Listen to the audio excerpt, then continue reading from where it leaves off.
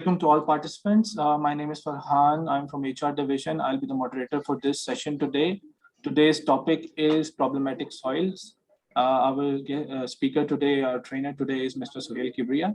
I'll start with a brief introduction. Mr. Sohail Kibria is a former vice president of NESPA. He is an eminent geotechnical engineer of Pakistan. He has about 40 years of teaching, research and practicing experience in Pakistan and abroad. He has rich geotechnical experience on diverse engineering projects, including nuclear power plants, irrigation, hydraulic works, dams, drainage works, hydropower projects, and water supply. He is an author of over 65 research papers, which have been printed and presented in conferences and seminars in Pakistan and abroad. Presently, he is also heading the research and development unit at NESPAC.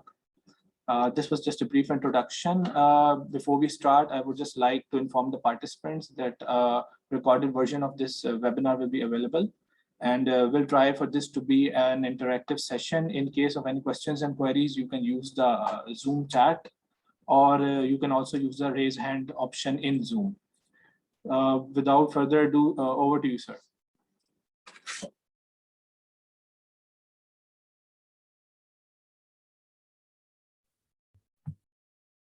Hanji, thank you very much, and assalamu alaikum to all the participants. I think I can be heard properly and clearly. Can anybody tell me? Can you hear my voice? Yes, sir, you are audible. Okay.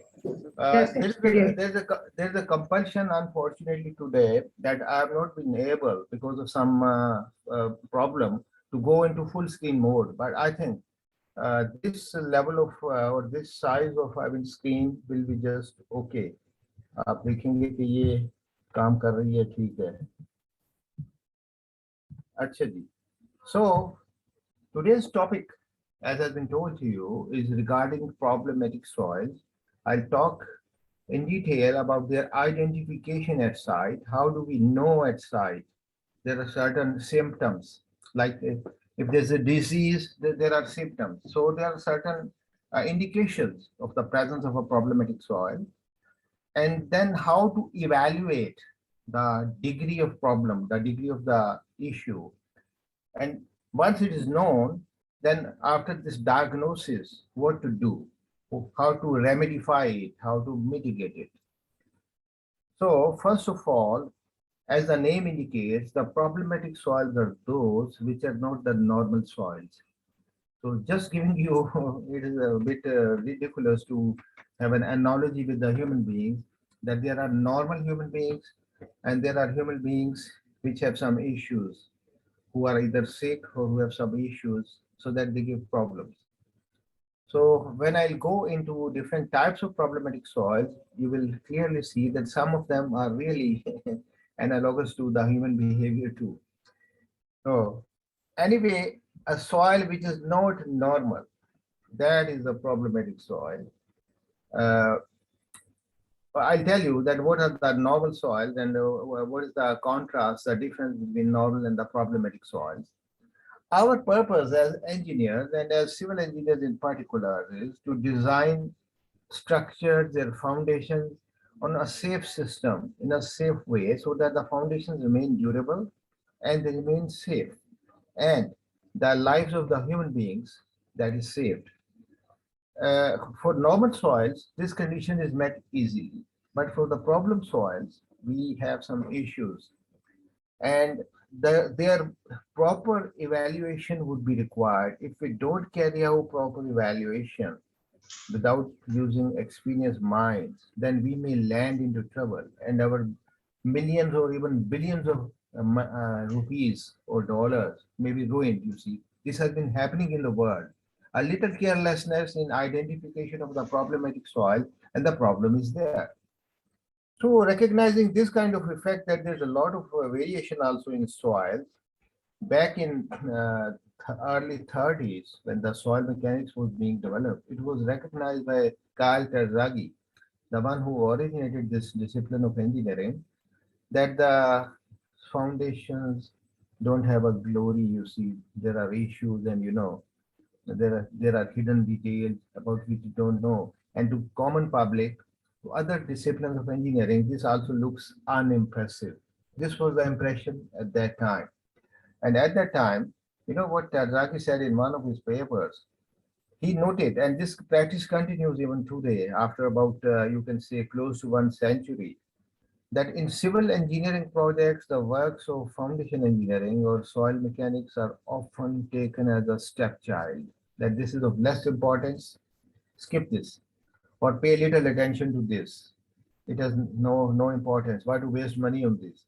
But when the stepchild goes to take revenge, the results are really out of bound, out of control. They are nasty because it is a foundation, it is a ground which has to hold the whole structure, the complex system, which was designed using state-of-the-art technologies and using software and this and that and constructed with a lot of care.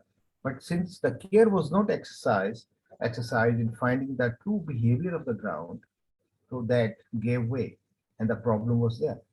So this way, some people don't learn lessons, even engineers don't learn lessons, and the issues are there.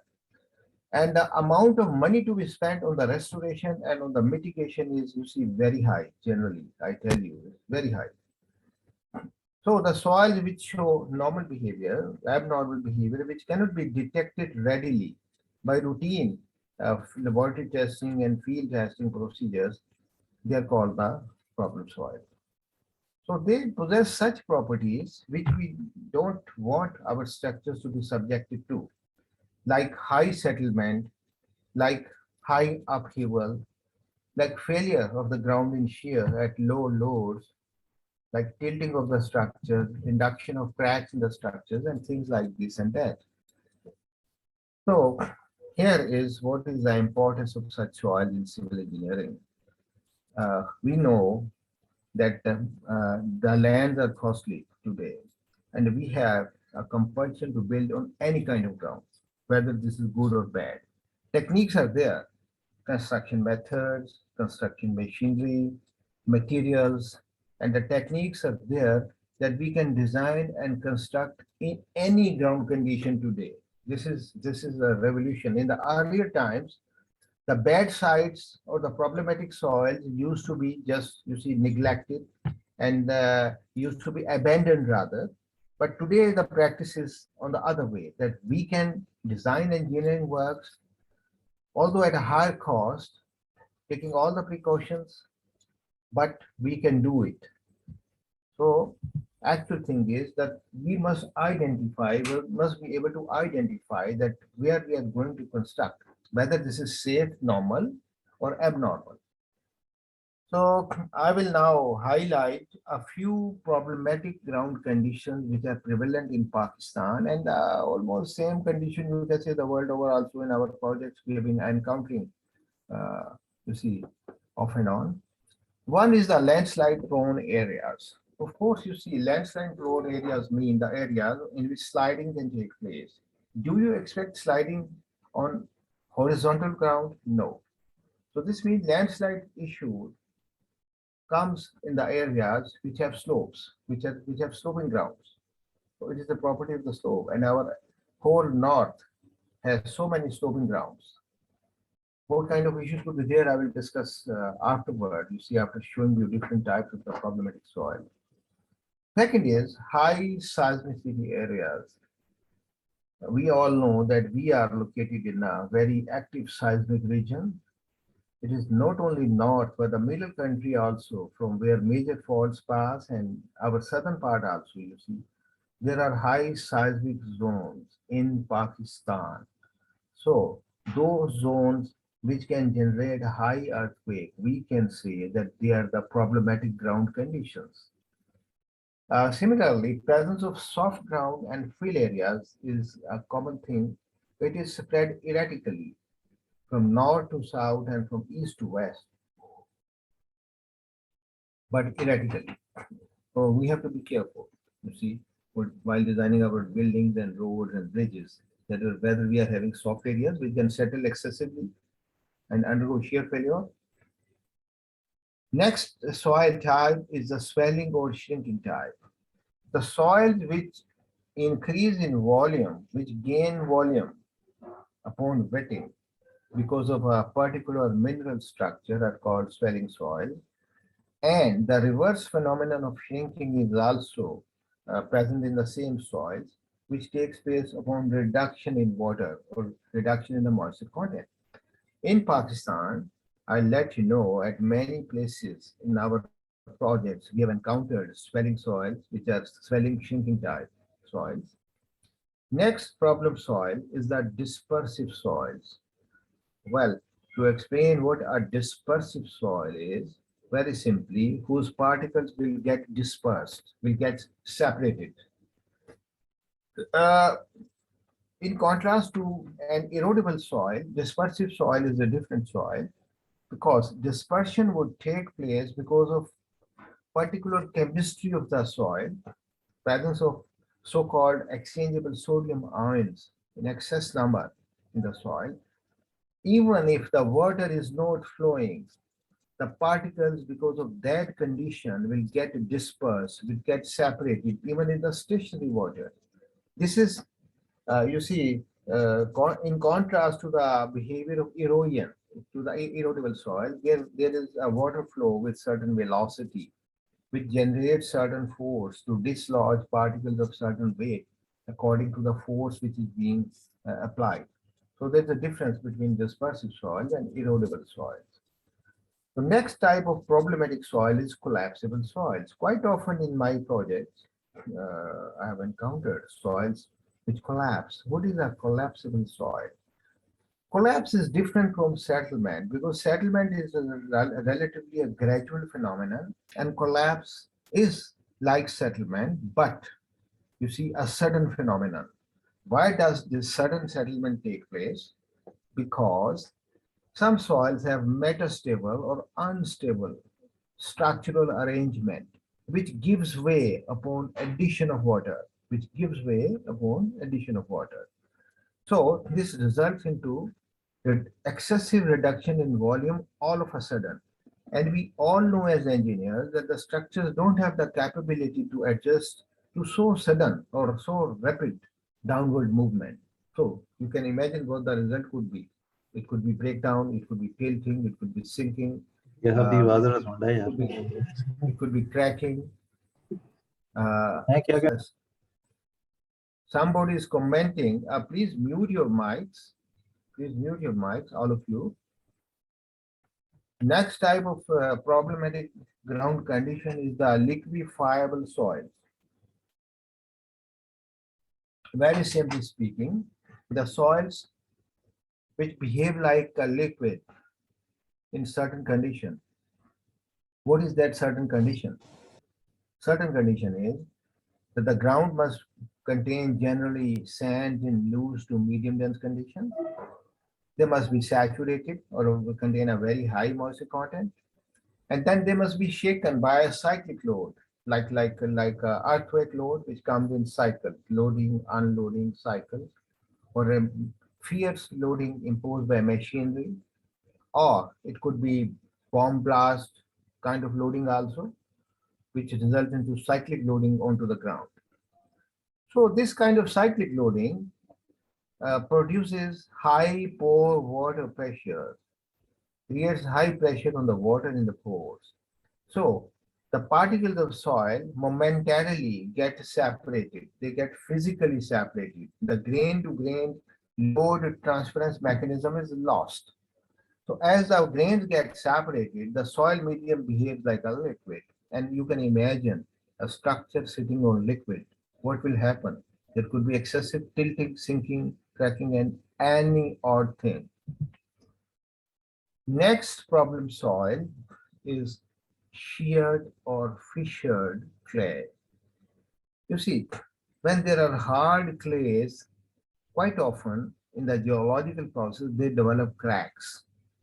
The strength of the ground along the cracks, if the movement along the crack takes place, it shows very low strength compared to the strength in the intact mass.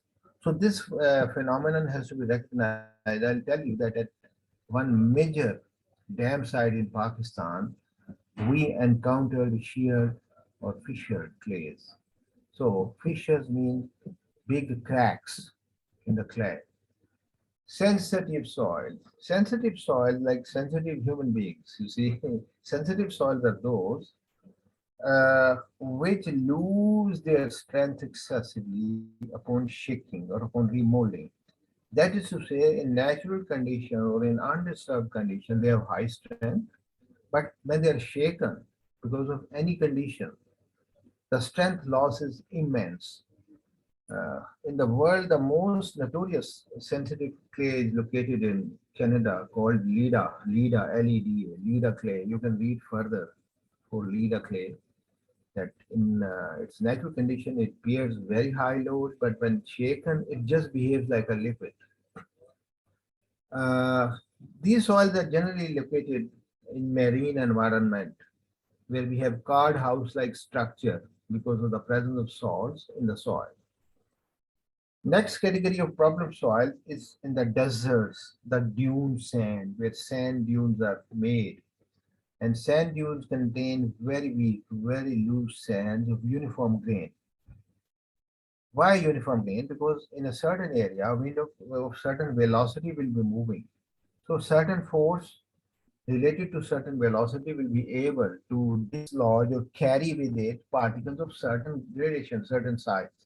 So that's why the dune sands have uniform gradation. So they have their own issues. Next problem soil is the soil containing injurious chemicals, the harmful chemicals for the structural foundation system, for the floors. So most notorious are sulfate content and chloride content and to some extent organic matter content. Then the next problem is that the soil may not be that weak or loose or soft, but it may be wet. So wet ground issues, you see, has its own peculiarity in the sense that the structures which are not protected properly, structures in the retaining walls and the basements, which don't have good dam proofing design and the dam proofing system, or where the water table is shallow, the serious problems of wetting are there. Then there are known marshes and swamps, you see, marsh areas and swamp areas. And in our north, we have frozen ground situation, where either ground freezes during the cold weather in winter or where there is a permanent freezing of the ground up to certain depth called permafrost, means permanently frozen ground. Now, let us have a little discussion. Uh, I will welcome if there are certain questions, but I will like the help of the moderator. Mr. Farhan, are you there? If there Yes, are sir. certain questions, yeah, if there are Yes, sir. certain questions, We have yeah, you received can one now, question. yeah, please. Let us Uh, resolve the answer to the question before I go ahead. Yeah. okay, sir.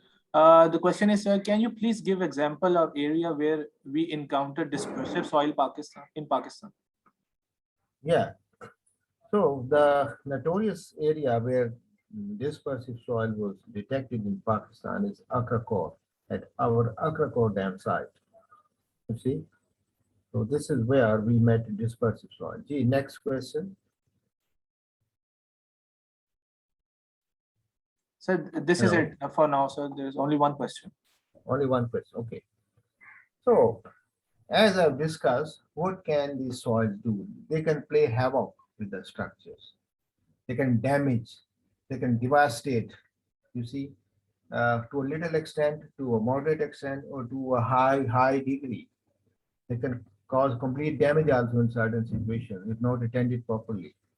I think civil engineers and other engineers who build, I mean, their works or structures or whatever on ground, they have to be very careful. This is now an issue of advanced technology and advanced understanding era in which we have the techniques and tools to find out and to control this situation. So they cause sudden or excessive movement, which the structures will never be able to absorb. The movements could be upward and downward or even sliding, you see, in any direction. There could be tilting or sinking of structures, cracking in the structures in any pattern, There could be total collapse of structures and a progressive chemical attack on the foundation system, and dampness, excessive dampness in the walls or basements, or in the substructures in the foundation, which is gradually transferred to the superstructure by capillary reaction. Particularly when the dam proofing courses are not that effective, which are generally not effective, sadly, in our construction. The dam proofing courses and the anti-damping measures, they are in many cases they are inappropriate, and they're not according to the standard norms. In addition to the problematic condition, while handling projects, this is sheerly out of the experience that there are additional limitations for us engineers. Like we have, like in urban environment, we have space limitations and space restrictions.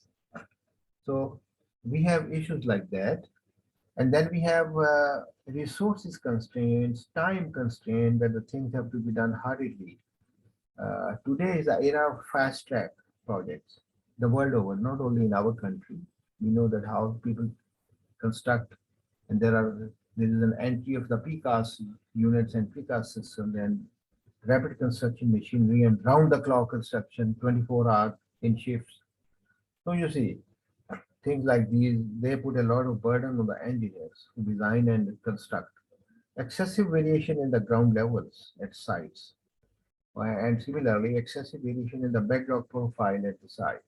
That is also another issue in which we have to be very careful. Many structures in our country, particularly in north like this, even NUST campus Islamabad is in such a condition. You see, when the original ground was there, there's a lot of variation, and a lot of variation in the ground levels and in the bedrocks both.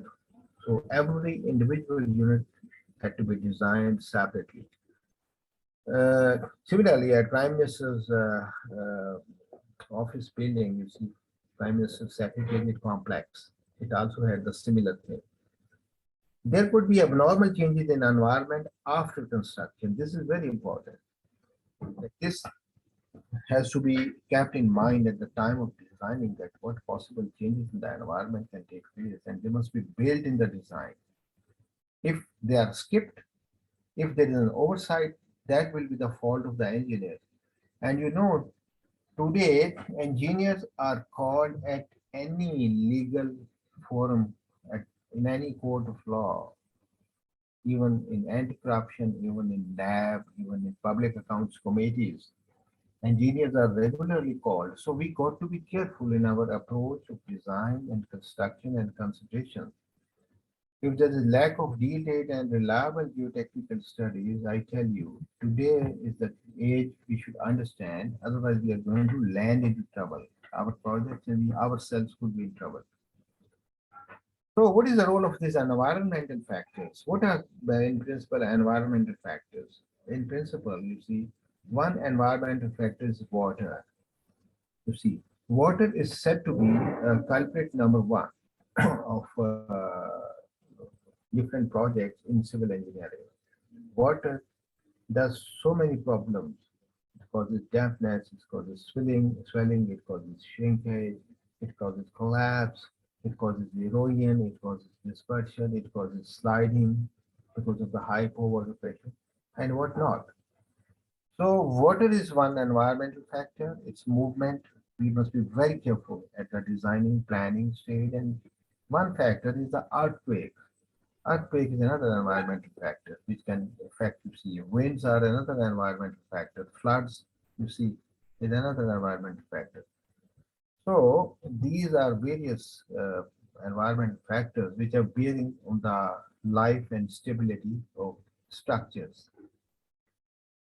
Now, I need to tell you that problematic soil would require some special tests.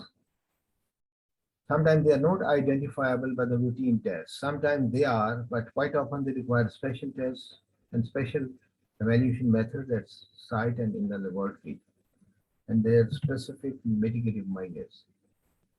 There are two types of evaluations for the detection and for the, you can say, evaluations of the problematic soils. One is the qualitative and the other is the quantitative. The qualitative is the one in which, with our experience, looking at the ground conditions or at the normal test results, we get some indications, some clues about the presence of these soils. And once we get the clue about the presence of such soils, which are problematic, we can carry out definite tests at site or in the laboratory to find out the magnitude, the numbers, the degree to which they are affected. Because engineers are interested in number. We are interested in number. That if the swelling is there, what is the swelling pressure this soil can exert? How much volume gain can take place because of this soil? So means number. If collapse can take place, how much subsidence, sudden subsidence? How many inches? So you see, we can have qualitative as well as quantitative evaluations of the collapsible behavior of soil. This is interesting for many of you to know that where probably some of the notorious problematic soils are located.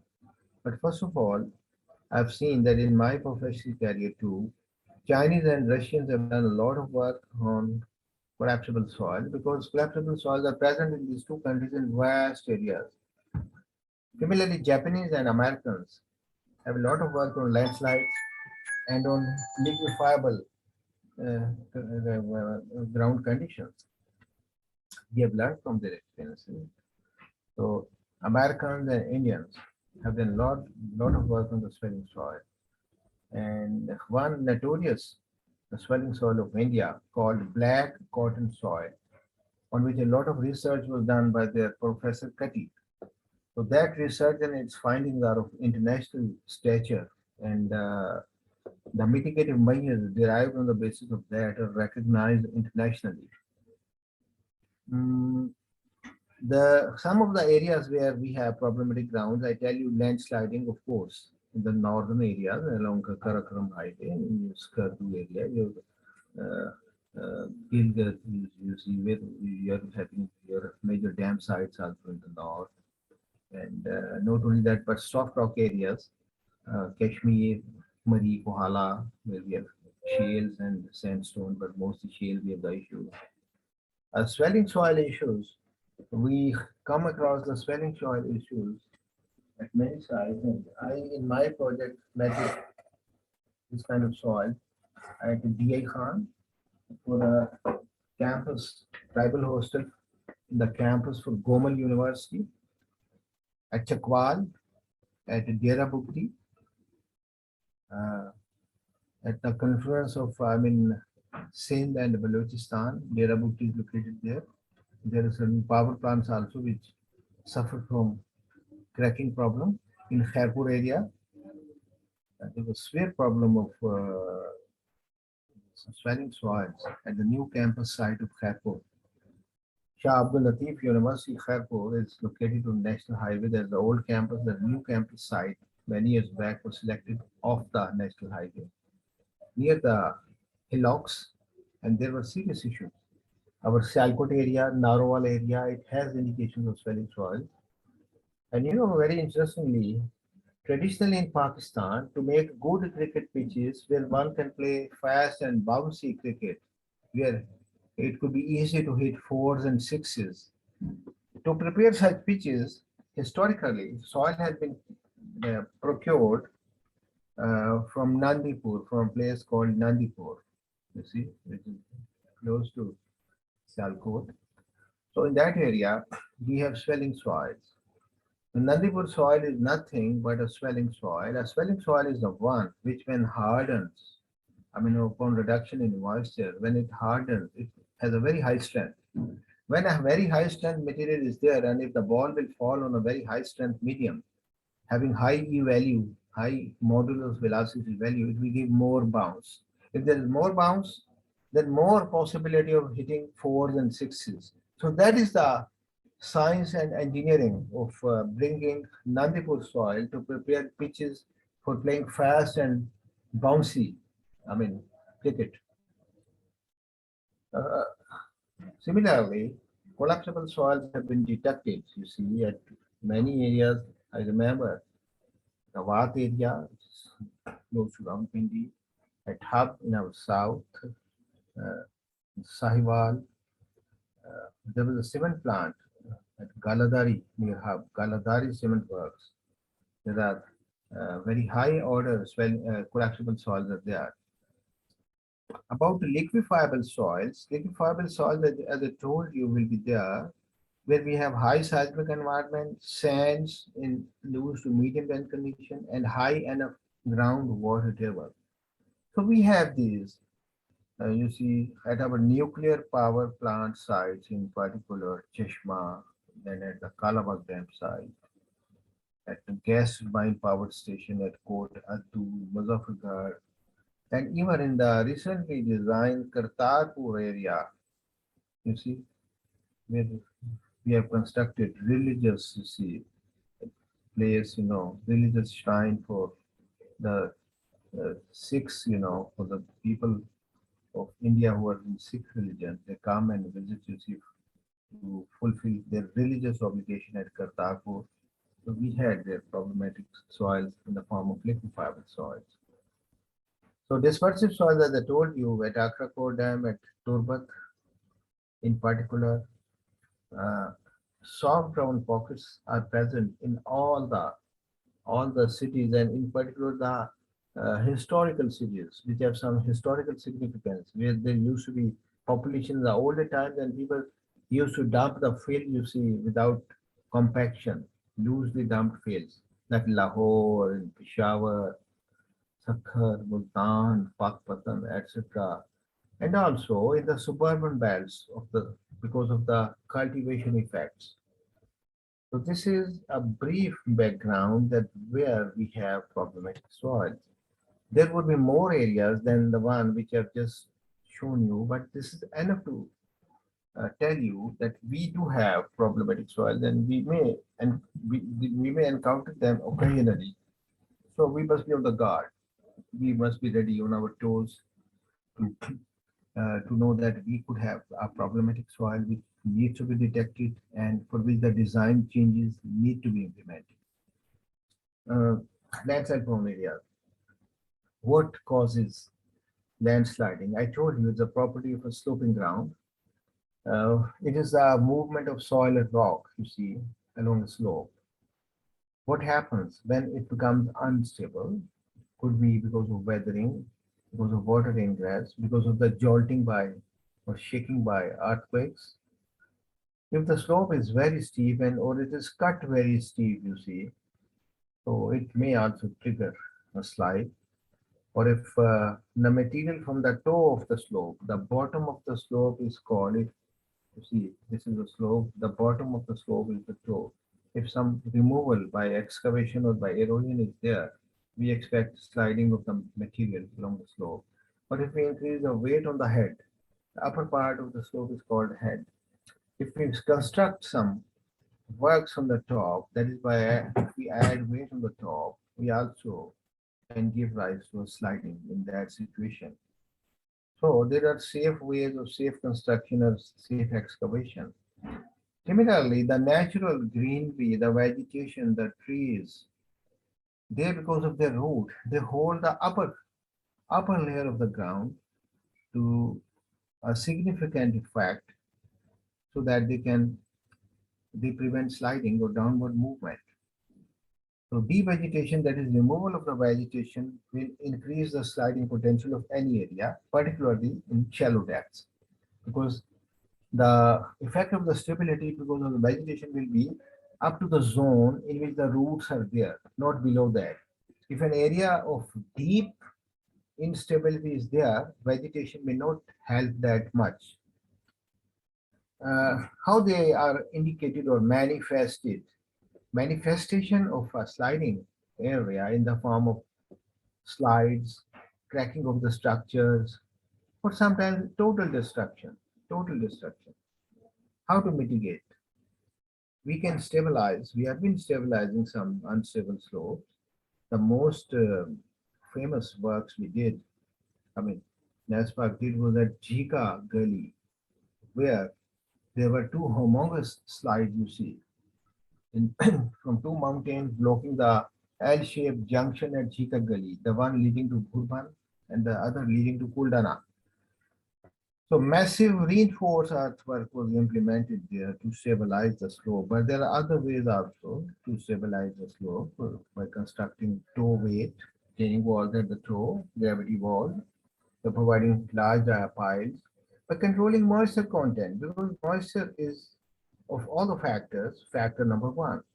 If we control moisture, the water movement, the drainage of water, subsurface water as well as the surface water, we can take care of this landsliding problem to not in totality but to a big degree.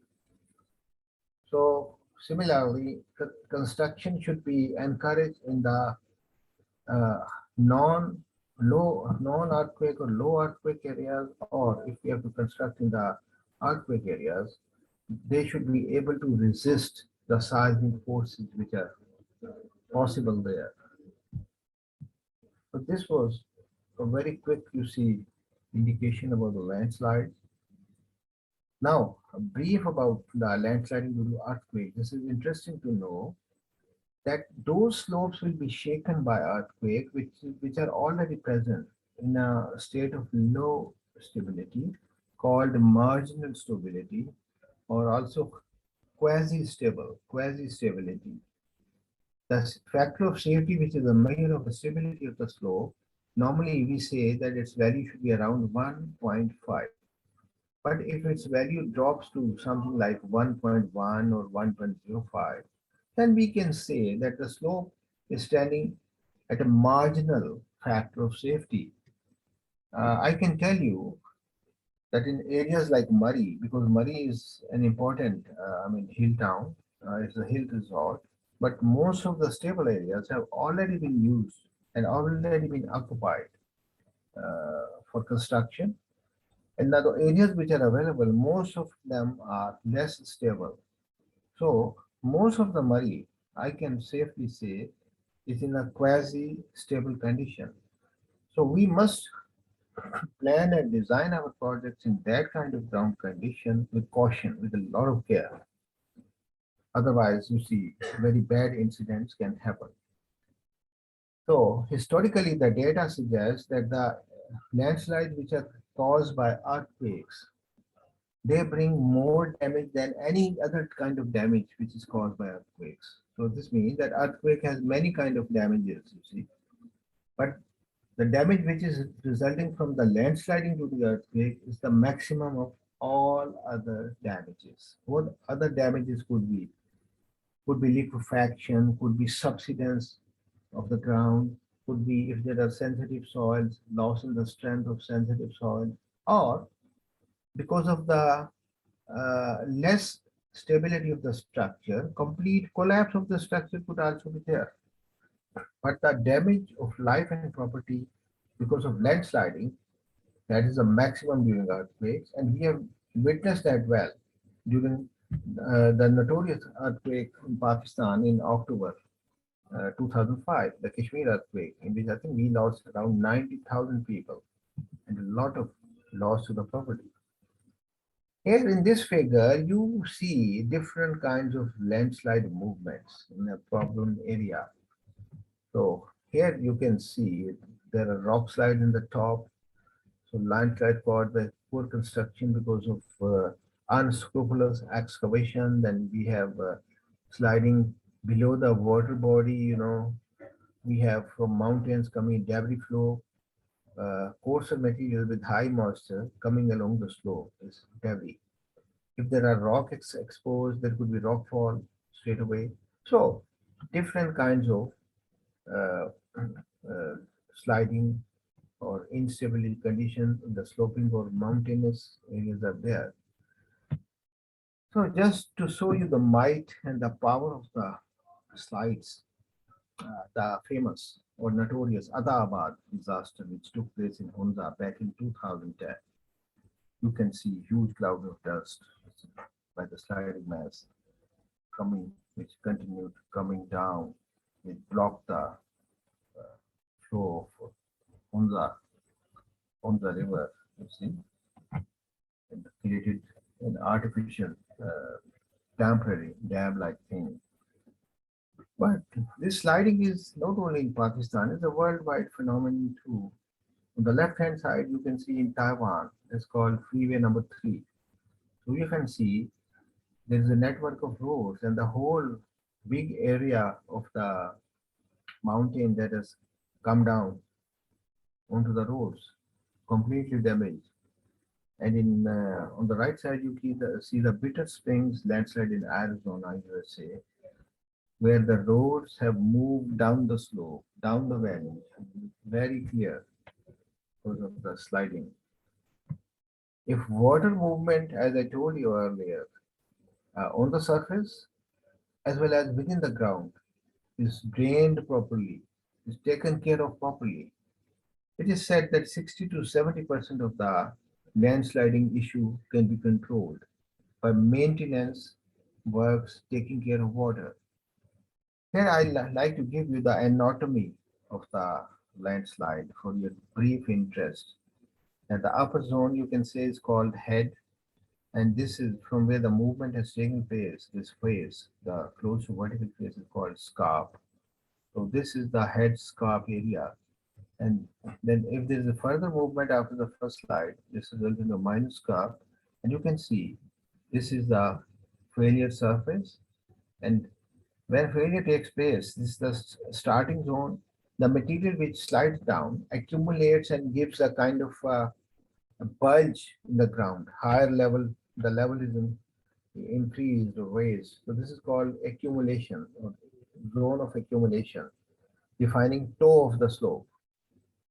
So at site, if we, by physical observation, if we see the head where movement starts and we see the zone of accumulation where there is a bulge in the ground, so we can find out that there is kinematically possible only one circular sliding surface which can pass through the 2 points. So this is how engineers estimate the trajectory of the slid mass at the site and the weight involved so that an engineering work can be designed. I've shown in this figure not a circular failure, but a failure of the slope along a slope which is a plane surface, right? This is the plane surface, and you can see sliding mass, which has the potential of going down, indicated with red arrow, the force because of that, and the resisting force along the sliding plane. So I just wanted to give you that there's a famous term called limit equilibrium method, which is based on establishing equilibrium between the restoring forces of moment and the disturbing forces of moment during the sliding activity. This is called factor of safety. The ratio of either the resisting forces to the disturbing forces or resisting moments to the disturbing moment. This is something that we want to have in our hill areas like close to 1.5. And many slopes, as I mentioned to you, Murray, are having very low factor of safety, like slightly above 1. If the factor of safety is 1, then you can consider that the slope is just on the threshold of failure. It can fail anytime. So there are many methods which is in limit equilibrium. We use one method called back analysis, in which I told you that we capture the head of the sliding surface and the toe of the sliding surface where bulging is there. And out of these two known points at the site, we can draw the trajectory, the path of the sliding mass, because only one surface will be possible kinematically, which will pass through those 2 points, right? So with that, when we analyze this, that if failure is there, then safety factor is 1. So there are methods available. Our softwares are also there, which calculate the governing shearing strength parameters of soil and rock for safety factor of 1. So once we know these safety factors, which control the failure, we can analyze the failure condition in that kind of slope you see easily. So this is called back analysis, in which no laboratory testing is involved. But the other method is based on geotechnical investigation, in which we take samples by field study, test them in the laboratory, like triaxial compression tests, then carry out analysis and to find out the minimum factor of safety for that system and of slope and material. So that will give us the sliding mass contained within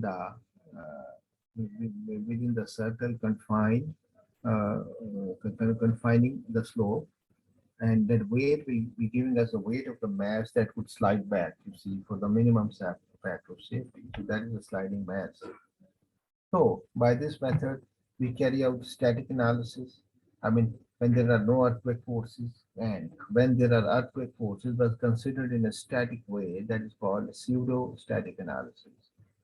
So we run for both conditions. So this is one thing. And secondly, for mitigation and designing of the mitigation measures, we also run dynamic analysis to find out the deformations, the movements during the earthquake forces.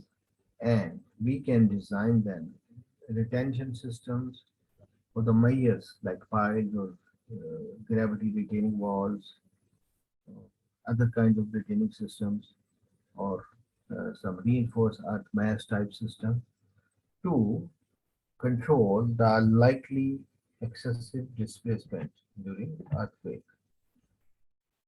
This is one way. The other way is we can stabilize the soil and rocks against sliding by doing what? By drainage. As I told you earlier, surface and subsurface drainage, they play an important role. By plantation, vegetation, and whenever we have to cut in such areas, we must cut at flat angles.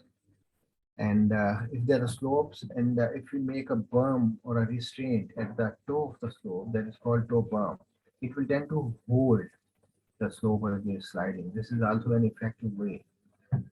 Short treating, spray of finer concrete on the slope so that the water cannot enter into it, and use a wire net in that. And sometimes use of bolts and nails and anchors right going into the slope to hold it. So similarly, retaining walls are customarily constructed at the top of the slope with the condition that the retention base should be in a stable mass, that should not be in a sliding mass. There is a mistake done by some engineers sometimes that they place such heavy retaining walls on an unstable mass. We have to establish by geotechnical study that what is the depth of the stable material and what is the type of that material on which we have to place a big retention system to control sliding. So there are piles and sheet piles and there are grouting applications also. So just give you a few remedial measures you see. On the left side you see if excavation has to be made, it can be done to flatten the slope. You see, or if we have to place fill on a steep slope, we can do it like this on the left bottom. If we have to cut on the head of the slope, we will reduce weight on the slope, thereby improving the factor of safety or improving its stability. So it is also a mitigation measure. Similarly, on the right bottom, you see a berm slope in which there is a slope and we construct a berm, a small embankment at the bottom, you see, at the toe to hold the sliding capability. This will increase or improve the factor of safety. So here you see various drainage measures provided within the slope, either in the form of horizontal drains, inclined drains, or vertical drains to take the water out, to reduce the pore water pressure, which can cause slope movement. And here you see in our northern areas, this kind of retaining wall, you see Gabion retaining wall on the left and masonry retaining wall on the right. You can see masonry construction and you can see the drains. On the left side, you can see a stepped drain called a cascade drain. You see, and Gabion protection to control the slide. And in such areas, you can see a view of how a road can be built, you see, in an area by supporting the road mass of the road on piles, you see, by claiming the land, you see, uh, from the valley side and not cutting into the mountain You can see it very clearly that a very little cut has been made on the mountain, and that one which has been done only to increase stability by providing a breast wall. So very interesting to see that this is a very typical situation, a safe situation of constructing a road in a sliding area.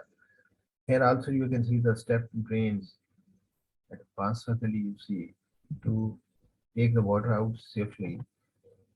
And in these images you see the reinforcement in the slope. On the top image on the left side you see an old or relic shear surface in which the movement has been curtailed by adding large diameter piles or dowels it's called here, right? And secondly, you see a network of small piles. You can see here on the right hand side, they're called such network is called a reticulated piles. They are micropiles, 4 to 6 inches dia. If a network of such piles in the slit areas is made so that the tips are going into the stronger mass, this can also resist, you see, the sliding to some extent. So similarly here, uh, stable unreinforced slope. If this is a natural slope, you can see, and it can slide along this dashed line. There are two ways. One is that we can provide kind of reinforcement here, or we can flatten the slope, you see, without reinforcement. We can flatten it so that the toe weight is increased. Sometimes, for rocks in particular, or strong soils also, ground anchors, bolts, you see, they go into the ground. And when shallow sliding has to be prevented, soil nailing, nails, long nails, 5 to 10 meters long nails of steel, of metal, going into the ground so that the potential failure or sliding surface, you see, that is controlled and they move past that. This is a view of the nailed reinforced slope. So you can see a view of the Karakoram highway. There we have perfectly planned and designed, you see. Uh, this is the location Thako. There are various notorious long stretches of landslide areas on Karakoram highway. But here you can see blue is the rock mass, which is schist, and yellow is the sliding mass which can slide, and you see which has accumulated here. So here for construction of road you see, and extension and increasing width you see there's a massive gravity retaining wall on the valley side and a small breast wall on the mountain side. And if the material falls, you see if there are large fragments of material which can fall past this breast wall, it can fall into this ditch between the two walls. There is a wall also you can see. Protection wall is constructed on the road surface so that the falling or rolling big particle doesn't fall and bounce the big stone or boulder directly on the road. Rather, it will be trapped in the trapping ditch. This is a good arrangement. This kind of arrangements are there. So enough about the sliding areas. I think I'll welcome some questions. Farhan, can you read some questions if there are some more questions or not? Yes, sir. There are three questions, sir. Okay, please, one by one. The number one, is there any zonification map regarding problematic soils present in Pakistan? No, it is not present there, but the ideas are there. Money will be required to be spent on this to zonify the whole country. We have limited information till now on the basis of the data which is with us. This can be done and this can be developed, and this is a good question that this should be done. I have been giving this idea to some universities that they should award kind of some MSc degree or some PhD degree on this kind of work, selecting certain areas and zonifying the problem soil. Maybe it comes out. G, next. Sir, major difference between soil anchors and nails. Well, nails essentially are small, are to control the small extent, little extent of, you see, a shallow sliding surface, whereas anchors will go much deep. So, in other words, nails are essentially for controlling shallow slides. They are less in length. Like I told you, 5 to 10 meters is the general typical length, maybe shorter than that. And they will be excessive in number, you see. But on the other hand, if we talk of anchors, anchors may be very long. They may be like even 50 meters, you see, 40 meters, 60 meters. And in anchors, we do a lot of grouting also. There's a grouted zone. And the other end of the anchor is, you see, tied against a plate to develop a reaction with a bolt so that the ground which is around the anchored zone at deeper level is stressed and holds together with other anchors in compression. But in case of soil nails, there's no grouting like that, you see. They're just nailing like we nail with a hammer.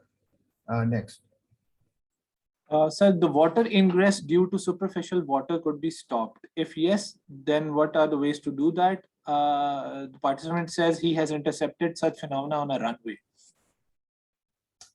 You see, talking of slope, uh, in landslide control project, typically we have been controlling the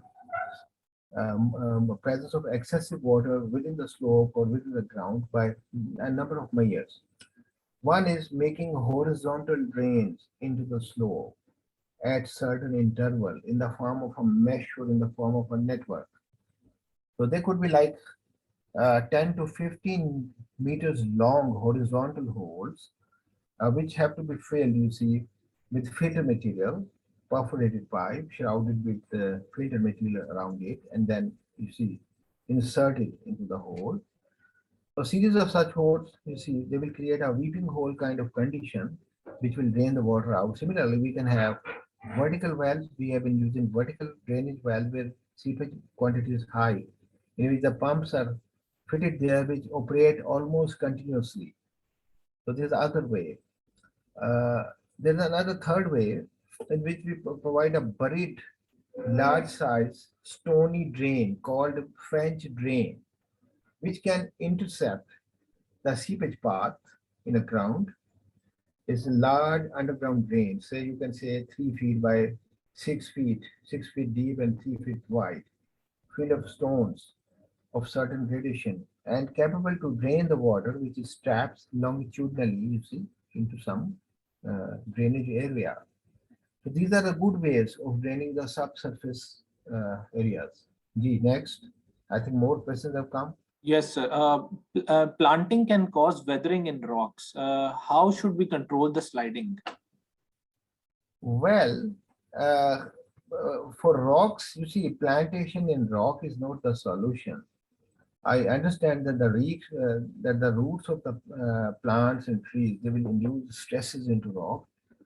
Plants have to be used in soils, you see, and for rocks, you see, it's not easy also for the plants or roots to grow in the rocky formation. We have to have grouting or bolting method, you see, or removing unstable masses to flatten the rock mass slope so that the potentially unstable mass can be reduced. So those are the ways which we normally do in rocky areas. Next. So this is it. Asad Iqbal Saab wants to ask a question. Yeah, please. Asad, yeah, come up. My question was regarding the difference between anchors and the nails. You have answered it.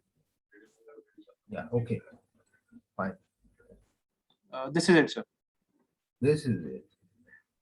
So, are you enjoying the engineers who are listening to my talk? Are you getting some new ideas, new information? Hope so. Is there some reply, Farhan? Yes, sir. Yes, sir. They're saying yes, sir. We are enjoying for sure. Okay, so they're absorbed. You see, there's a difference between the physical lecture and between the online lecture. Because Yes. I cannot see your faces that effectively while I'm speaking. I cannot have eyeball to eyeball contact. So I have to ask you, see. Fine. Uh, Are there more questions that I have to answer, or should I proceed with the lecture? So Mr. Saud requires further clarification on the question Yeah, regarding please. the ingress due to superficial water and Regarding the ingress due to superficial water. When he said that he intercepted such a phenomenon on a runway, he also mentioned the movement of subsurface soil. Is there a reason for it? well, can you tell us runway is a flat structure? We are talking of slopes. Can you tell your peculiar condition? You can ask the question directly. I'll have some more query from you before I could understand and I could answer your question. I'm not clear as to what you want to ask. Because runway is a flat area, is there some water movement and erosion of the soil from under the runway? Is it so? Where is it? Uh, um, Mohammed Sausab, if you could unmute your mic and ask the Can question. the person who, yeah, Yes. the person who has put the question, please talk to me directly so that I think I may possibly understand that what you want to ask.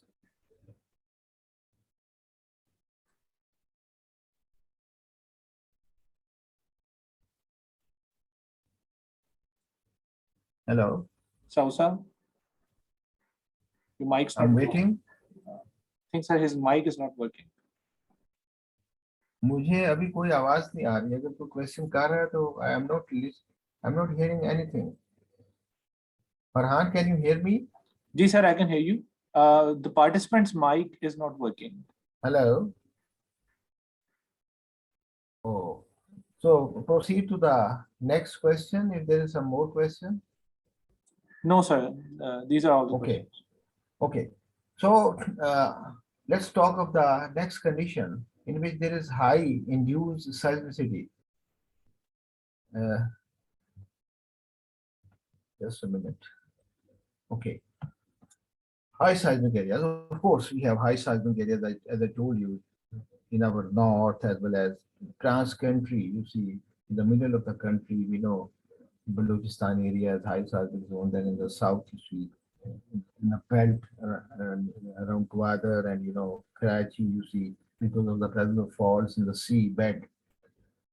So the causes of high seismicity are the movements of tectonic plates and they're sticking up for some time so that energy keeps storing or movement of faults in addition to the movements of tectonic plates. How is it manifested or indicated? Of course, excessive vibrations, sliding could be there and cracking and damage of the structure. It is said about the earthquakes and seismicity that earthquakes don't kill human beings. It is the badly designed or unscrupulously designed structures which kill human beings. Thereby meaning to say that if we design properly, giving due regard to the protocol of design requirements in an earthquake area, the damage to the life will be minimal.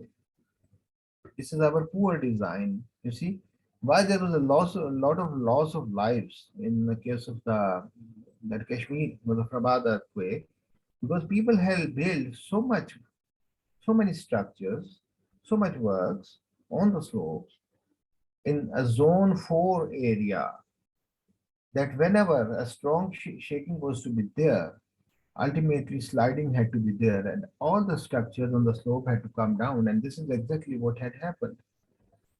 So it is our faults, you see. Of course, nature goes its own way, but technology has shown us ways and means to reduce the big damage, to reduce the colossal damage. So, how to mitigate this earthquake or seismicity effects, avoiding highly seismic areas? Yes, we can do that. Or catering for the earthquake forces in the design, wherever we have to construct, according to the zone, and the changing the type of the structure to avoid resonance, because it is a resonance. If the ground is resonating at a certain frequency, and if the structure which is built on it has the same frequency, both will tend to resonate. And with the effect, the amplitude of vibration will be excessive in the structure. So this is one important point. Then I want Sir, to show you. Yeah, sorry, please. sorry to interrupt you, sir. Saud Saab is back, and I guess he raised his hand. Let me Yeah. just ask from Sauda, if you want to ask any further question or if you want to get further clarification, please speak.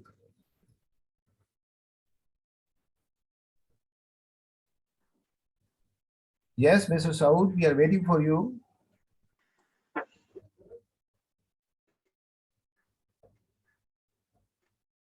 I cannot hear anything. There Hello, is Assalamu alaikum, sir. silence. Walaikum assalam. Saud, yeah, please.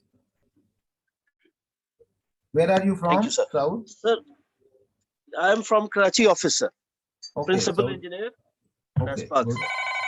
Okay, Sir, I wanted to ask that the proposal you suggested about making the drains or filter drains to collect the water and then they can dispose of. The problem is that there are in the vicinity many buildings. Airport okay, vicinity, there are many buildings. okay. Passenger terminal building, AVO bridges, ASF, and everything. There are many buildings. So there is a chance that the area may settle down if this procedure is adopted. We have the client, in fact, has many consultant over to discuss these issues, but there was not a very found solution on it because of the Which water. Okay, which airport you are talking about? About the Karachi's existing airport terminal and its runway? No, sir, it's Sialkot International Airport, sir. Okay, I understand, and you are right that wherever there are structures, if we do some efforts to drain the water out, you see, if we do some efforts to drain the water out, what will happen is in some time, some subsidence is likely to be there. Yes. What harm water is giving, by the way, because it's a natural, you see, flow of water. If enough a path is provided, it doesn't stop. The issue is not to reduce the level of water, but to give access and free way. What is the harm that you are expecting because of the presence of water? Sir, in especially in flood seasons, Hmm. as there are expecting torrential rains every now and then because of the Lahore and Kashmir mediocre region. So Okay, excessive rainfall is there, and okay. every now and then it seems that runway is generating water from inside, like ponding. We Mhm. have drained it many times, but the solution is not still there because runway is supported on either side by clay slopes to protect it from the other water to ingress it.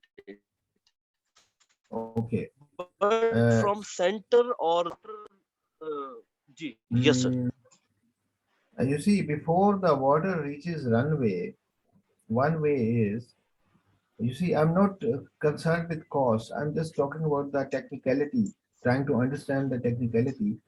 If you have a runway, you see, if you have a structure like this runway, and water is coming from this point to this down, and if we have some construction made to intercept some drainage works to intercept the flowing water, so that the flowing water is reduced, you see, and it is disposed of, you see, sideways.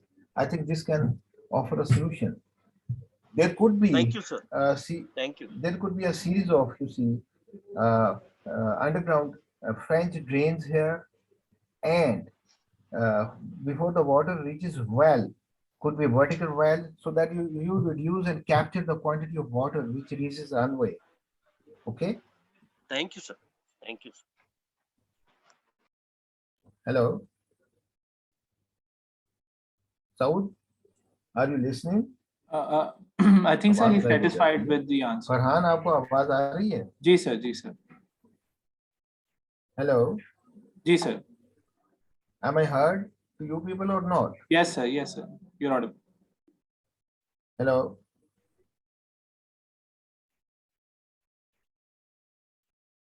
So you're audible.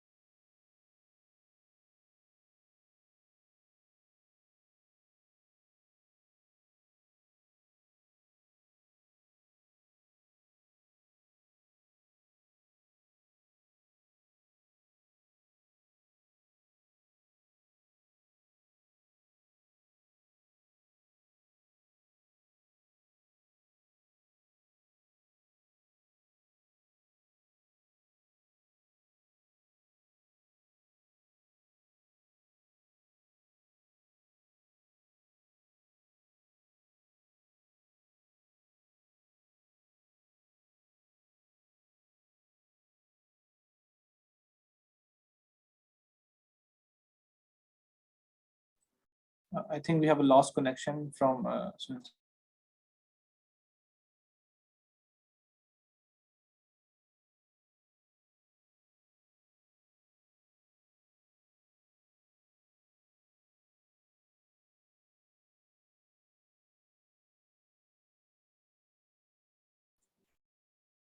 If you could unmute your mic, sir, please.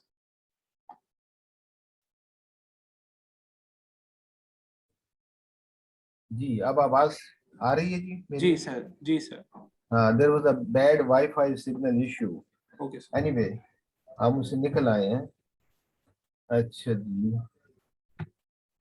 ये एक window share. Can you see the screen also or not? Yes, sir. Hello. We can see the screen. Yeah, okay. We can see the slides. आप ये देखें कि I was talking of the effect of seismicity because of the tectonic plates effects, and here you see that in this map you see Pakistan is. Can you locate this? On the right side is India, you see, and Sri Lanka, and this abutting to that is this Pakistan. आप मेरे ख्याल देख सकते हैं Pakistan. Our country is located at the confluence of three tectonic plates. The Indian plate, on the extreme right, you can see the black boundary of the reddish plate, Indian plate. The Arabian plate, small size yellow plate, and the green Eurasian plate. So three plates are meeting. We have boundaries in our country. So whenever there is movement and which gets stuck up because of the tectonic activity, the stresses keep building and we experience earthquakes in this region. So this is a complex geology. I just wanted to give you a small feeling. And of course, many of you are familiar with the earthquake zoning map, which has been developed by NESPAC for Ministry of Housing and Works back in 2005. So it has 5 zones, 1, 2A, 2B, 3, and 4. So you can see different areas of critical seismic activity in which we expect high accelerations. This map also needs a revision. You see, this was prepared, issued in 2007. Yeah. How many years have passed? 14 years have passed. So after that, there is a lot of seismic data and new theories and new statistical methods to evaluate the sliding, to evaluate the earthquakes, you see. Now let's have a few pictures. This is the Muzaffarabad disaster you can see during that October 8, 2005 earthquake. You can see the structures on the slopes. They've gone down, but you can see the structures, the flatter areas or on the tops of the hills. They were still present. So thereby indicating that in an area, the earthquake accelerations were different. On slopes, they have a more pronounced degree. This is a view of Balakot. You can see spread out damages, but in flatter areas, you have the structures present, which have slid down from the sloping ground. So this was a brief summary about the seismic areas, and now I would like to show you this soft ground and damp fill. Soft ground and damp fills are essentially made by presence of high moisture in a soil which is not in a good state of compaction, right? So what are the causes? Wetlands, in areas you see where a lot of water gets ponded, you see they are called wetlands by a poor drainage of the surface. There will be ponds created in which the water ingress will be there and the soil will become weak or soft. In addition, agricultural areas which are in the suburbs of major cities where there is watering of the ground for cultivation. And similarly, in historic cities, like in Lahore, we have walled city. It has about something like 30 to 40 feet of thick, old dump field with high moisture. So we know that the structures there are in a dilapidated condition, and the heavy structures have to be supported on deeper foundations going well below the upper weak field. The manifestation of the problem in this soft ground is high settlements, bearing capacity failure, the cracking and damage. Simple mitigative measure, the most simple will be to bypass. That is to take your foundation deeper. But if the weak ground, soft ground is very deep, this solution will not work. Then you have to go for, you see, a very deep foundation, yes. Or you can, if it's of shallow depth, then you can just remove it and replace with a good compacted engineered fill and then place the structure on the top of the engineered fill. Uh, we can make rigid structural systems for safety in such weak areas and blocking the water sources. As I told Mr. Saud also, to control the water seeping towards the runway, you can take care of that well before it reaches the runway. So similarly, if there are, like in the walled city of Lahore, if we see that at a certain site for construction, there's a lot of water content, moisture content is high.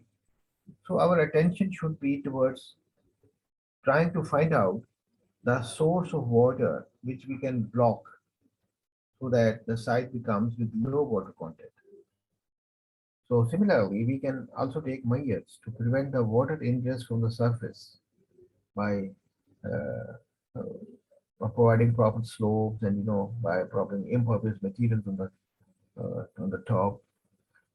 And if there is no issue for the new construction, we can preload. This cannot work for the existing construction, but when we have to use the site for the first time, we can preload it before carrying out actual construction, preloading with soil, with weight. So that in certain time, like 6 months or 1 year, it can settle and go down, and then later on the improved soil, we can construct. So preloading is sometimes also done not only by addition of weight, but combining the vertical drains with the weight. Next type of soil which gives issues is the swelling soil and shrinking soil. As I told you, this phenomenon is only because of the presence of specific types of clay minerals. All clays don't swell or shrink, you see, significantly.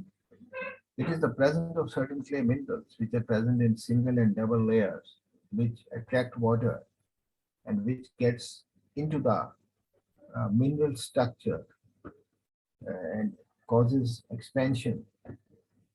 So indication is that map cracking is there in the ground, in particular during the dry weather when there is shrinkage effect. And this kind of soil behavior attacks the lighter works more. Because if there are heavy structures, they will not have any effect of the uplifting by swelling because the swelling soil will apply upward, uplifting pressure. If you have a heavy structure, it will be not affected, but for lighter works like single double story houses, the pavement, the roadways, they are adversely affected by the upward movement in swelling soil and by the shrinkage, which is the downward movement, as well as the floors of the building. If proper care is not taken. So results in the building is sometimes they become inoperational in the swelling soil area. The doors and windows all starts jamming. You see, you cannot close the bolts. Uh, The utility pipeline would break, like sewage system, like water supply line, like gas supply line, because of the movement. The structure will suffer adverse cracking, and one way to bypass it would be by providing the foundation. And again, we can replace it, remove it and replace it up to a certain level. And we can, the good measure would be to combine with the methods to stop ingress of water into swelling soil. Because if no water theoretically moves in the ground which contains swelling soil, there will be no upheaval, no movement. Uh, where we cannot control the situation effectively with drainage, rigid foundation system, and sometimes very easy way that when you excavate, pre-wet in the foundation trenches for a few days, sprinkle water daily, and pre-wet the ground so that the swelling which has to take place after construction should take place before construction. You see, that is a good way. Although this would increase the settlement potential of the ground to some extent and will reduce the bearing capacity to some extent. But one can adjust the design accordingly. Uh, the swelling potential of a soil can be controlled by adding lime or lime water. The swelling behavior is said to be correlated to a term called plasticity index of soil. So lime treatment directly reduces the plasticity index of the soil. We can increase foundation pressure in swelling areas, and you can see this kind of fierce swelling which can take place during the time weather. Here, I just wanted to show you a double layer model of notorious clay mineral which has very high swelling property. It is called Mont Morillonite. And on the left side, you see double layers. You see two layers, and one layer consists of silica, aluminum, silica. Three parts. You see in the crystal, silica, aluminum, silica, one layer, and the second layer with a similar structure, and they attract water in between. And there could be a mathematical model for this on the right hand side, that one layer indicated by a rectangle and the second layer is also indicated by a rectangle and attached with a spring indicating the presence of water, you see, which is having affinity towards such mineral structure. इस पे कुछ काम किया गया और mathematical models have been analyzed. There's a lot of detail. But here I will tell you that it's very easy in geotechnical engineering to identify the swelling soil from the normal laboratory tests also. On the in this plot on the horizontal axis is LL, liquid limit, and here in situ dry density. If we plot them, and this is the dividing line, you can see. This is the dividing line on the graph, you can see.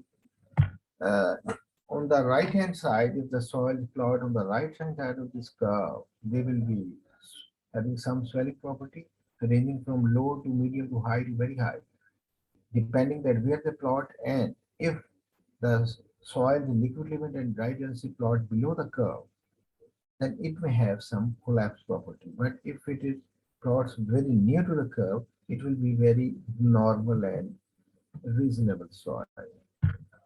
So similarly, there's another way of finding the degree of swelling in terms of a percentage, that whether it is low or medium or high in quantitative terms. You can see even the curves, three curves have been given the swelling potential values like 1.5%, intermediate 5%, and the maximum is 25%.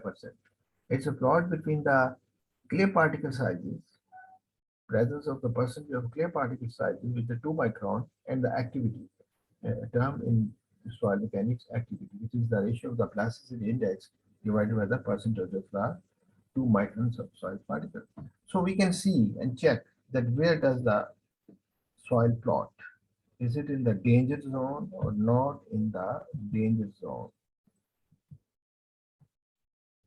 Now it's not enough. That was a qualitative assessment. And a more appropriate quantitative assessment should be that engineers would be concerned to find out the swell pressure and the magnitude of the volume expansion and how much volume gain will take place because our structures are linked with the pressure and movement. So some laboratory tests are carried out for that purpose. I will show you also.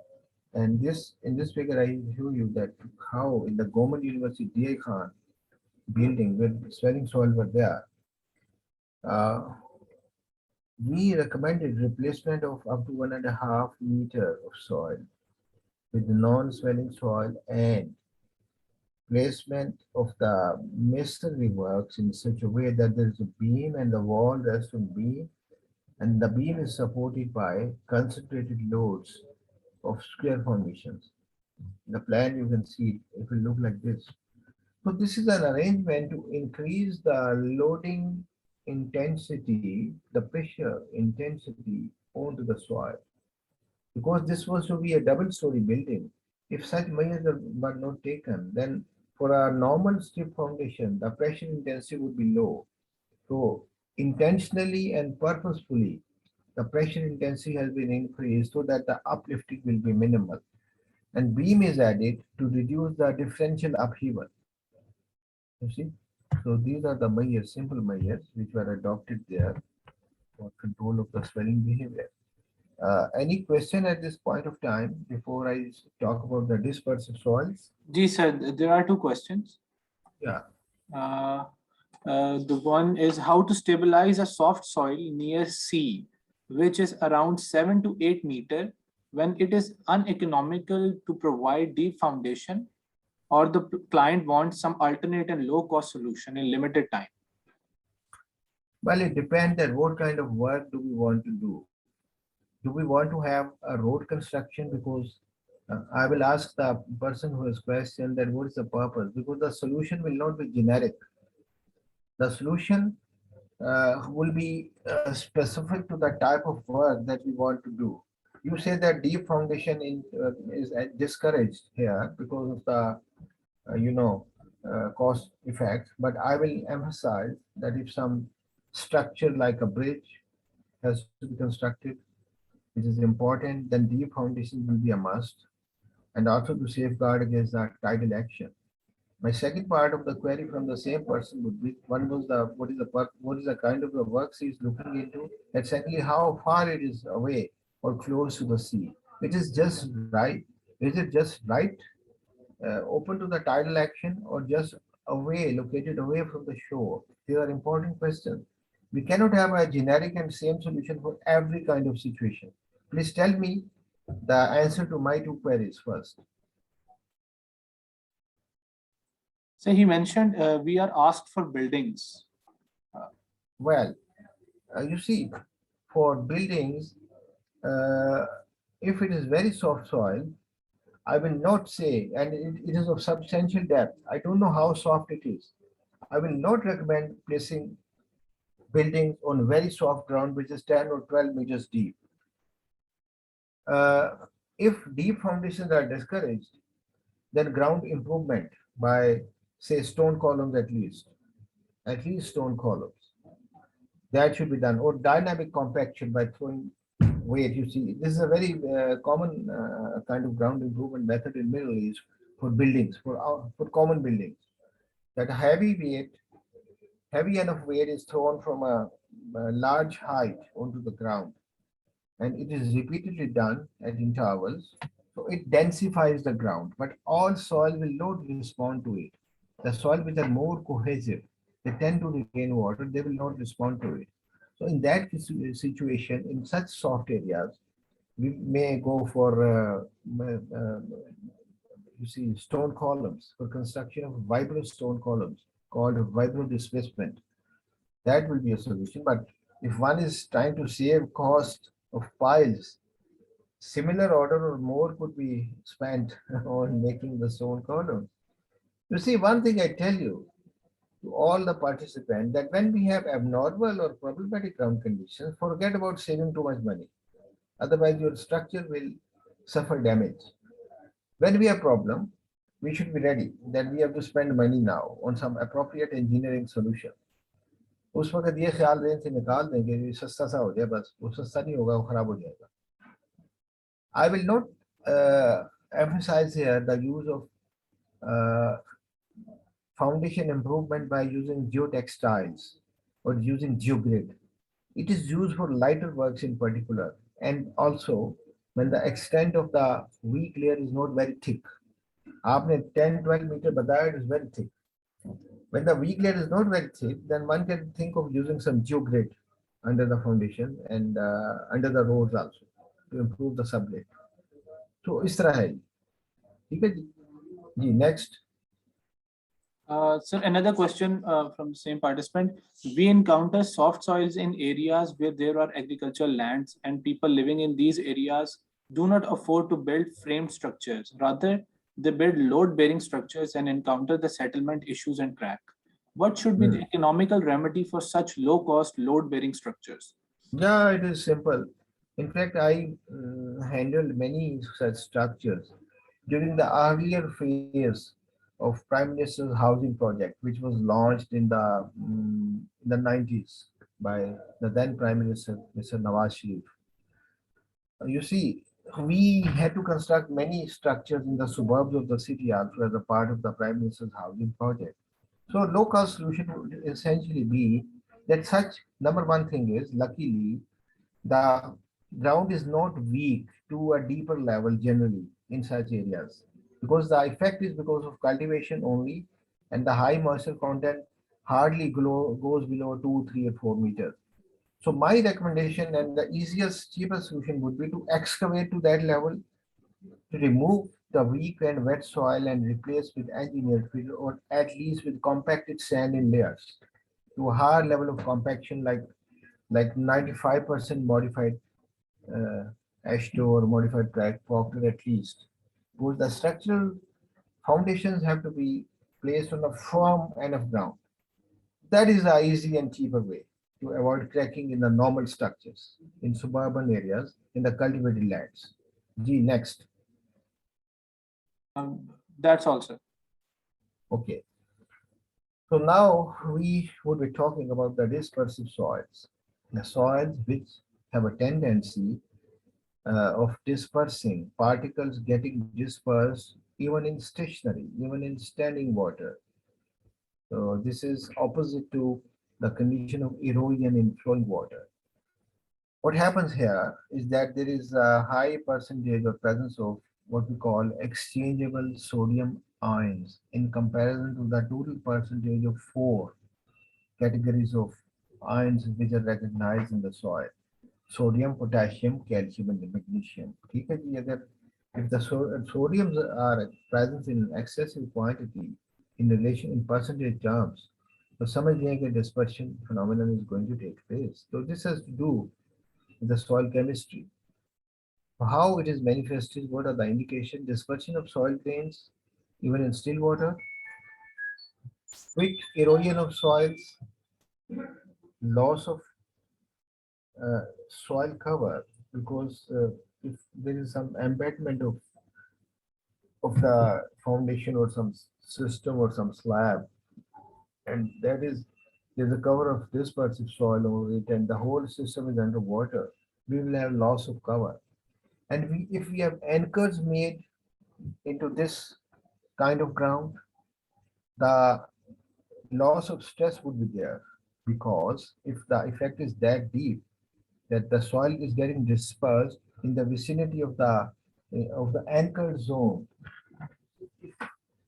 there's an anchor, and this is, say this green is the anchor zone, and if the dispersion has started taking place around this, then of course the holding capability of the anchor would be lost. So loss of anchor stress. तो सारा गड़बड़ हो गया ना. So mitigation would be provision of a protective layer so that the soil, such soils in critical areas do not go in contact with water. And if it is essential that water has to be there, we can provide filters, you see, in front of a filter in front of the soil and then water, so that the soil particle which tends to get separated are not allowed to migrate through the filters, through the pores in the filter, right? Just on the basis of the filter design. We can also add lime to reduce their dispersion potential, and we can deepen the foundation. This is another solution because the effect of the water will be up to a certain level. If we provide deep end foundation, then we can get rid of this. So this is a chart provided by American Society of Civil Engineers on the basis of their research. On the horizontal axis, you see percentage of sodium ions as a percentage of the total dissolved solids, those four components I told you, calcium, magnesium, sodium, and potassium. And on the vertical axis is just the potassium, sodium. So three zones are defined. One is bounded between one sloping and horizontal line, zone A, then becomes zone C, and the lowermost is the zone B. Zone A is the dispersive zone where the sodium percentage is very high. Then there is intermediate zone C, and then there is a non-dispersive zone, you see, zone B. You can see it's easy that they can be identified like this, and then appropriate measures can be taken. Ji, any question? कोई और question तो नहीं आया? No, sir. Okay. Next type of problem-giving soil is the collapsible soil. This is rather present widely in Pakistan, and when I was working on Ghazi Grotha project, I remember its power channel, which is 52-kilometer long power channel, which starts from the that barrage you see and moves on the left bank of Indus River down to the powerhouse. It had collapsible soil at many places. You see, those who are familiar with standard penetration tests in soils, they will be knowing that the test comprises throwing a weight and making a standard sampler penetrate by 12 inches under that weight, and we count the number of blows responsible for 12 inches penetration of 144-pound hammer, which is falling from a height of 30 inches. ठीक है, ये होता है SPTA. जितना ground सख्त होगा, the stronger the ground, higher will be the SPT value or the number of blows for the same 12 inches of penetration under standard weight and standard height. अच्छा, ये जो चीज है, collapsible soils show a manifestation in this condition that because of artificial temporary bonds in arid environment, their SPT blows are very high, but the structure has many voids. If we measure the dry density of that soil, it will be fairly low. And if we measure the standard penetration test blows, they will be fairly high. So in a normal soil behavior, there is a match between dry density and SPT blows, as given by Terzaghi and many other researchers. But here, in collapsible soil, it is a mismatch. The dry density, I would like to say, could be like 1.4, 1.35 gram per cc, which is very low. And SPT blows could be very high, like 40, like 50, like 35, So this is a mismatch. This kind of situation is a mismatch. So उसमें अंदाजा हो जाएगा. So this happens in arid and semi-arid environments, and there is a sudden subsidence upon wetting, and the damage to the structures is immense. How to control or mitigate? Pre-wet. I told you for swelling soil, so pre-wetting is one solution here too. Second is that we remove the collapsible soil, excavate it, and then replace it after compaction. Yes, it's not a bad idea. Don't use any foreign soil or any soil from other source, rather use the same. और इसको replace भी किया जा सकता है, bring a better soil, and provide a rigid foundation system which is better able to cope with the collapsible soil. And we can bypass by these collapsible zones by providing deeper foundations like piles and prevention of water ingress. As I told you, water is the enemy number one. Prevent movement of water, seepage of water into the ground, and you will remove many troubles for the structures. Here you see in this figure that the soil grains or sand grains or even clay lumps, they are bonded temporarily. They are called temporary wells at the contact points. When this kind of soil arrangement is subject to saturation or inundation with water, these temporary bonds give way. They break. So soil collapses suddenly. There's a sudden downward movement. This is the basic philosophy in the collapsible soil. And many people have done a lot of work, and this is latest research that we can simply find out the order of collapsibility from its danger and vulnerability point of view. If we have just the water content and the dry unit weight, we can find out that whether this is insignificant or whether this could be very severe, for which we have to take some appropriate measures properly. So United States Bureau of Reclamation did very good work, and they have developed a criteria in which we carry out standard compaction tests, standard Popper tests, find out OMC and take the difference of the OMC and natural versus content on the horizontal axis, and take the ratio of the in situ unit weight and the maximum Proctor dry density on the vertical axis, and see that whether we plot on the left side of this line or on the right side of this line. If we plot on the right side, then we are in a collapsible danger zone. And this USBR developed this criteria in principle for the design of the lining works for the canals. Because when you provide complete lining of the canal and if the slopes, material on the slopes of the canal is collapsible type, the lining will suffer damage in due course of time. So this was specifically developed for that purpose. So similarly, there is a good way of carrying out tests in the laboratory consolidation operators in which we have pressure and void ratio. And as we go in natural way, it goes like this, then at a pressure of 200 kilopascal, that is 2 ton per square foot, sudden saturation is made in the laboratory. Then there is a vertical drop indicating the collapse. So this vertical drop has a relationship with the collapse potential CP. There's a way. I will not go into too much detail. Uh, Here you see, for such soil which are collapsible, there could be differential collapse under a structure. If there is a leakage from a plumbing source and some other effect that seepage is coming in one part and not in the other, then the collapse will take place in the wetter part. So in order to guard against such unequal collapse related settlements, a more rigid foundation system, either a mat or interconnected columns in two directions. You can see strip foundations, mainly transferring the load in the ground, you see, and they are held back with two-way tie beams. So this makes the structure to behave synergistically together against any movement. अच्छा जी, कोई question और आया है तो बता दीजिए so that I move to liquefiable soils. No, sir, no questions. Nothing.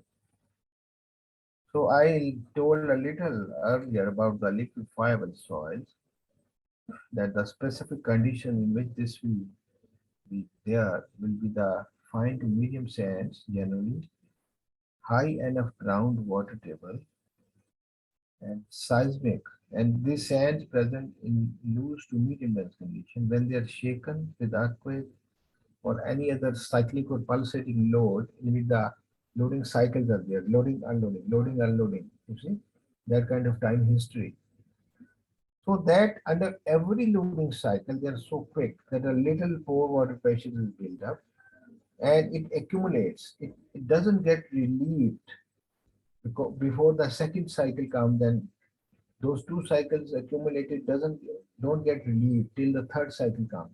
So gradually there's a build-up. This is called build-up of pore water pressure like this. This goes on increasing, and this happens in seconds. Then the stage comes when the pore water pressure is equal to the total stress within the body of the soil and the effective strength of the soil, which is based on the grain to grain load transference, that is lost. The physical contact of the particles is now lost and they get physically separated. And water comes in between because that is under high pressure. So this is the complete liquefaction in which there is 100% more water pressure. And do we expect water to bear the load of a structure? No. Water has zero shearing strength. It cannot bear the load of a structure. So if it happens for 2, 3, 4 seconds, a lot of damage to the structures can be there. I have written here that the sinking, the cracking, you see, and loss of life because of the total damage. And mitigation, there are several ways of mitigating the liquefaction effect. We have a host of methods for ground improvement. Uh, for instance, for important projects, we have deeper methods like I remember for Chishma hydropower project, where the powerhouse was to be located 24 meters below the Indus bed level. We had to carry out vibrocompaction, deep vibrocompaction to liquefy, to stabilize and densify all the soil you see below the powerhouse level and above the powerhouse because there would be some other structures above too. But for some other work I mentioned about gas, Wabda's gas turbine powered stations at say Kota Duwar at Muzaffargarh, in such areas the sands are loose only where there is movement of the sand due to dune effect in the upper 2, 3, 4 meters. Then normally sands are in a good state of strength below that. So in that case, the technique was different. In that case, what we did was we just removed the loose soil and recompacted them in layers again to place the foundations. Another case of this tackling liquefaction issue in case of nuclear power plants has been to raise the ground level and place the main structure on the raised earthen platform. The more confining pressure onto a liquefiable ground reduces the shearing stresses generated by earthquake during the pulsating effect. So there are various methods you see which can be used. So one thing is that if we lower the water table, yes, that is also possible. We can use deep foundations to bypass the liquefiable upper zone. So mainly it is a property of loose to medium dense sands, you see. But there's a new definition for liquefiable soil, which is even cohesive soil with plasticity index 15 are also considered to be a part of liquefiable soil, according to the definition given by American Society of Civil Engineers. They say that such cohesive soils, if they show behavior similar to the sandy soil upon liquefaction, that is losing excessive strength and undergoing enormous settlement. If these two things are happening during the earthquake, then they say that even we can call such cohesive soils also as liquefiable soils. So look at in this figure, in the top left diagram, you see idealized steel balls or soil grains of irregular shapes present in a certain natural arrangement, right? There are voids present up to a certain extent. So this is before the earthquake or any other pulsating load comes, right? Then in the right hand side, diagram B, upper right hand side B, top, you see there is a physical separation, some physical separation between the soil grains because of the very high pressure on the water, which could not be drained out of the ground. The load has been so quick that drainage is not possible in the internal mechanism. So here is that where the point to point contact of the particles is really lost. So this is the stage in which the soil is liquefiable, has been liquefied. It's also called soil in rarefaction. And the third diagram C you see on the left hand side bottom. After liquefaction has taken place, the voids in the soil will reduce excessively, even less than the earlier natural arrangement before the onset of the application of the pulsating load. The soil will get rearranged in a denser formation, in a denser form. You see? So from this illustration, I would like to share with you that sometimes in areas where we can afford blasting, if there are barren areas or where structures are not present in the vicinity, we can, before construction, liquefy the soil by creating blast in the ground. If we create a blast in the ground, it will set seismic forces and it will densify the ground to a degree denser than its natural state, right? Any question? Yes, sir. Yes. There are a few. Yeah. Okay. Can we avoid and replace raft type of footing with strip strap type? What are the conditions for raft and strip strap?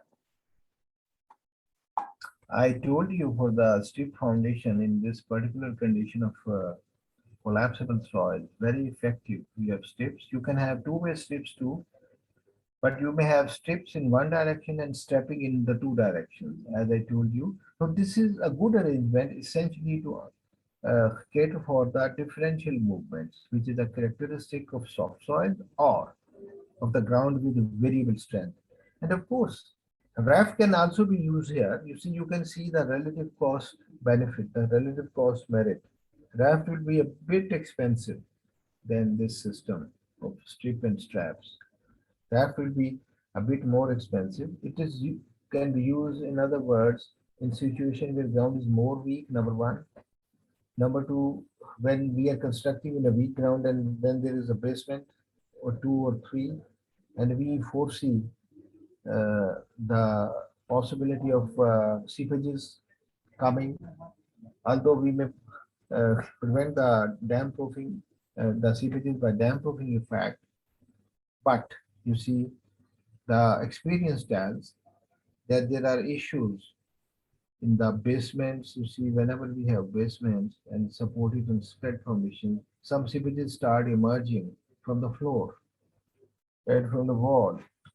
So I would say that to have a kind of good dam proofing solution and also in weak soil and also structurally to have a box type behavior, which will be creating a more efficient design. Mat would be a better proposition, you see, in those cases, right? The next. No more question? Sir, there is. Participants asked if you agree that there may be more than one water table. To lower the water table from top could be drained to the next water table. What is meant by next water table? What is meant by this? Water table has certain profile. It may not be one level. It may not be. It commensurate to the. It commensurates to the ground contour also. So it is a contour, you see, which water table's top surface, which is called the phreatic surface, may be having different elevations. I'm not getting your point correctly. That one water table and next water table. So it may be a horizontal flat or it may be sloping depending on the ground. So what do you want to say?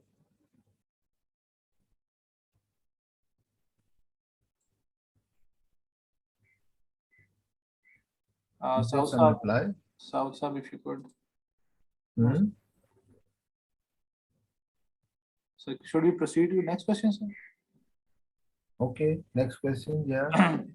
If construction is done on a raised ground and the supporting soil below is liquefiable, then how a raised ground is stable? Will it not collapse? It's a question which is poking into soil dynamics, you see.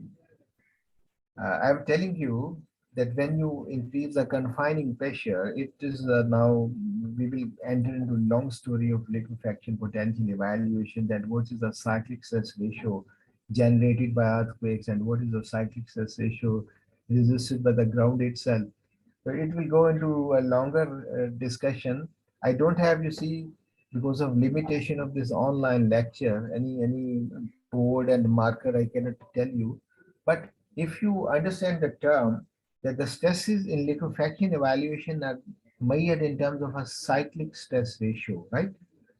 So cyclic stress ratio is the shearing stress because of the earthquake induced in the ground divided by the effective vertical overburden pressure, right? So if the effective vertical overburden pressure in the denominator increases by putting more weight in the form of platform construction, the cyclic stress ratio, which is said to be responsible for induction of liquefaction, will drop. I cannot tell you more than this. You see, I cannot use any board, or you see, I cannot draw a figure. I cannot write a formula to explain to you.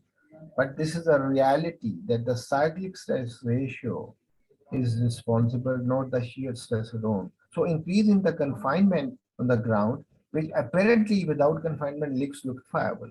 But with confinement, its liquefaction potential would reduce.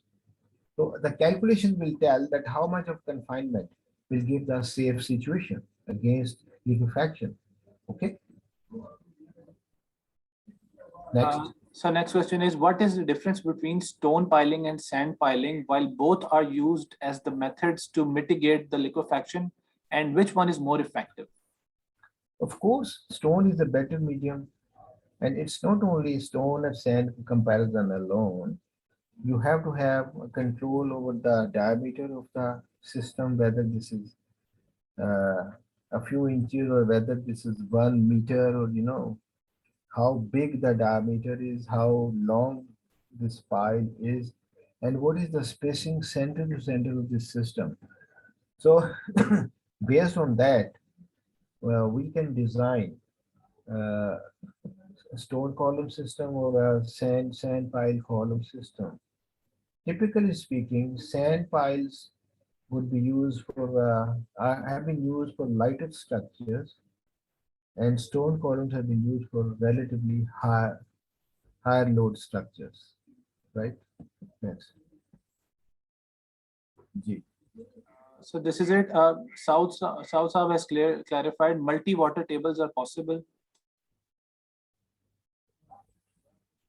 Multi-water table. You see, if there is in a ground one source is, you see, uh, the same if there is one source and some other seepage source, you see, which is conveying water under pressure, and the phreatic line is not developed and not in equilibrium. You see, that could be one condition in which it could be. But you see, water table, whatever its level is, will have some surface on the top.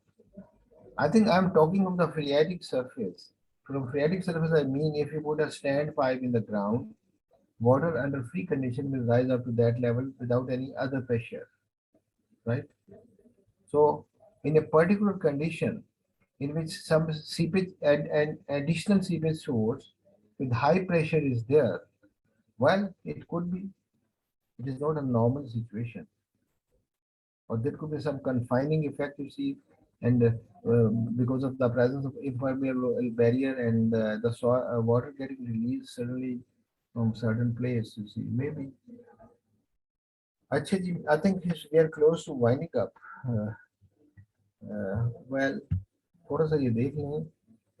During liquefaction, one phenomenon which takes place is called sand boils. And what a sand boil is, that when there is a confinement of the sandy layer with a cohesive, clay cohesive cover, then from the weak spots from some crack or weak area, the water under high pressure escapes out, carrying the sand with it, creating a heap of the sand on the surface in this form. This is called sand boil. And this is a typical manifestation of liquefaction in some occasions. And here you can see tilting of buildings and blocks. The right one is in Japan, in Niigata. So management of this. So I think there is some part of lecture is left, but time is over. Farhan, I think the time is over. Yes. Is there? Let me have a look if there's something more interesting I would like to share. One is the sheer official case, and I would like to tell you that these were detected in Pakistan and Mangla Dam site, at a site of no lesser importance than Mangla Dam itself. It was discovered prior to its discovery, people used to carry out a stress strain test, displacement and shear force test to find the peak value of strength. ठीक है जी, जो failure पे आ गई, लेकिन यहाँ पता चला mister स्कैम्पटन was working on the design of Mangla Dam as a team member. He discovered that if after that the stress continues to be applied, it will not increase while the deformation could be enormous. So this is called residual strength. And he found out that along the shear planes present in the sheared clay, it is the residual strength which governs the behavior during movement.